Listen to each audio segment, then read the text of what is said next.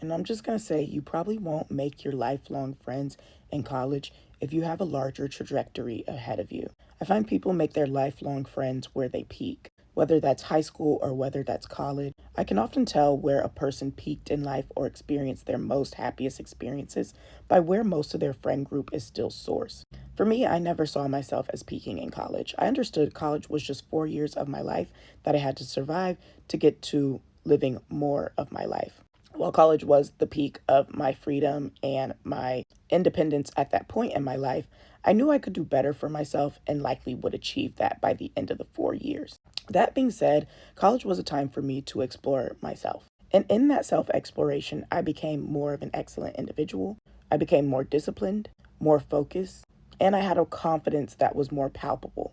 All of these things you would think would help you in making friends in college. But I think when you go to school, and especially if it's a competitive one, the things that make you shine bright, maybe in other academic spaces, can actually inhibit you socially, especially if your peers feel they aren't doing the same. From very early on in college, could tell that this would not be the place where I made or met my lifelong friends. It would be a period of getting to know people, but I knew I wasn't in the environment of my people.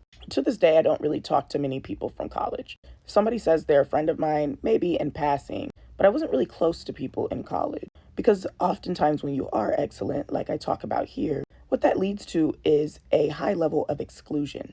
People don't like people that they feel will outdo them. People don't like when you come in a room and it's more excited for you as a guest than them as a host. And people especially don't like when you are more interesting than them and maybe you look better while being more interesting than them.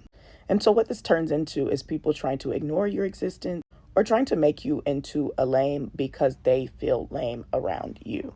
And you got to understand in college, people are still around their teenage years and closer to their teenage years of thinking than they are to their adulthood thinking. And a lot of these kids have never experienced anything. When I was going through college, I was facing 4 felonies at a school that cost $90,000 a year to attend.